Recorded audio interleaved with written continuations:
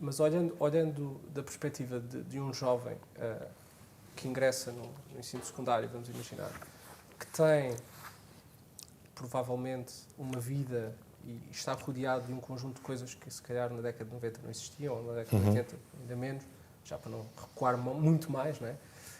Que provavelmente, vamos imaginar um jovem que é um youtuber, cria conteúdo, pesquisa conteúdo, consegue, se calhar tem competências que, ou explora diariamente competências individualmente que estão muito longe do que se calhar um jovem há uns anos atrás conseguia fazer. Como é que nós podemos pedir a esse jovem que se sente numa sala de aula com um livro em papel e esteja 90 minutos num modelo totalmente expositivo e não será isso injusto? Não será também que essa individualidade e essa promoção dessas competências, a escola também não deveria beber dela e usá-la a favor do próprio processo educativo? Eu acho que sim, mas eu acho que não podemos pôr as duas coisas em oposição completa. Quer dizer, o jovem pode e deve ser capaz de assistir a uma aula de 90 minutos. Estou a dizer 90 minutos porque é 90 minutos. Eu acho que é um disparate que foi feito aqui há uns anos, fixar as aulas em 90 minutos. Uma das coisas boas que eu acho que foram feitas por nós, quando eu estive no Ministério, foi acabar com os horários rígidos e dizer às escolas que organizem como quiserem. Querem 50 minutos, façam. Querem 13 minutos, façam. Resolvam como acharem melhor e adaptem-se, etc. Mas, enfim, portanto, não podemos pôr em contraposição o jovem estar numa aula seguida, porque deve estar e deve-se habituar a essa concentração, uma coisa que é necessária.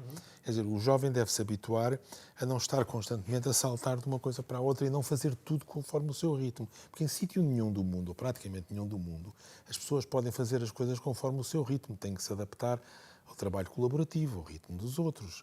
E isso implica que a pessoa não possa dizer agora não apetece isto, agora apetece-me aquilo, agora apetece-me aquilo outro. A pessoa tem que se coordenar e dizer não, esta hora vamos trabalhar os 4, os 5, os 10 em conjunto. Portanto, eu não vejo mal nenhum em que o jovem esteja 90 minutos numa aula, ou que seja, o tempo que seja necessário. Pelo contrário, acho que lhe faz bem. A aula deve ser o mais aliciante possível e a aula ser predominantemente expositiva ou não ser predominantemente expositiva não é um problema fundamental, acho eu. Claro que os professores hoje em dia, e a maioria falo, devem atender às necessidades dos jovens e não devem estar 90 minutos a falar seguidos, porque isso ninguém aguenta, nem eu aguento, não é? Um pessoal falar 90 minutos. Devem pôr questões aos jovens, discutir, dividir a turma em pequenos grupos para resolver problemas, devem passar a uma fase de problemas, uma fase de desafios. Quer dizer, a aula deve ser o mais interativa possível. Mas isso não quer dizer que não seja uma aula e que não sejam 90 minutos seguidos, ou o que seja, não é? Portanto, há aqui um equilíbrio que nós temos que manter, que não é fácil, porque por um lado nós queremos mudar, queremos experimentar, queremos coisas novas, e por outro lado percebemos que fazer coisas novas por fazer coisas novas não é uma boa solução. E claro que no mundo que nós temos, que é um mundo que evolui com uma grande rapidez, como é que isso se faz?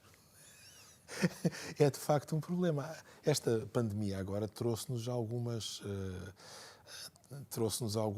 mudanças que são interessantes, não é? Nós aprendemos todos muito com isto, apesar de termos todos sofrido muito com isto, não é? Quer dizer, sobretudo os jovens, os alunos sofreram muito com isto. Sofreram em termos cognitivos, em termos de progresso e em termos emotivos também. Mas isso não quer dizer que não tivesse havido algumas coisas que tínhamos aprendido. Hoje toda a gente sabe trabalhar com Teams, ou com Zoom, ou com o que seja, com essas plataformas. Os professores estão mais preparados e as escolas estão mais preparadas para ter uma interação à distância com os alunos e ter uma interação que seja mais nos dois sentidos e que dê a oportunidade ao aluno para aproveitar o seu próprio tempo em casa quando quer para rever as matérias, etc. Portanto, há uma série de coisas que mudaram. Mas talvez não tenham mudado assim tanto. Porque repara uma coisa, antigamente também nós tínhamos uma aula. No meu tempo eram bastante expositivas, mas não eram assim muito expositivas. Eram 50 minutos, não eram 90. Eu tive a sorte de ter muito bons professores. Não é? Tive a sorte de estar num liceu fantástico na altura e ter muito bons professores. Mas depois a seguir, a pessoa em casa tinha trabalhos e tinha livros. E o livro lê quando quer.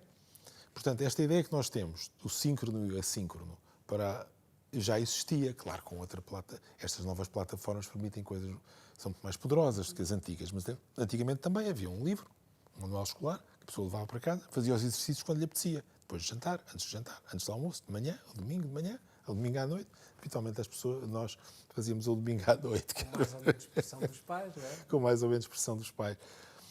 Portanto, as coisas mudaram muito, mas não mudaram assim tanto. Quer dizer, o ser humano não muda em 10 ou 20 anos, não é? O ser humano, o ser social, esta ideia de podermos estar os dois a falar diretamente e que isto é muito melhor do que estar a falar em Zoom, esta ideia, isto já há muito tempo aconteceria. Antigamente não era em Zoom, era por cartas ou era por telefone. E continuamos a preferir estar juntos. Não é? E estas relações sociais, depois a parte diferida das relações sociais, ir pensando sobre aquilo que se fez na aula, etc., no fundo não é uma coisa muito diferente.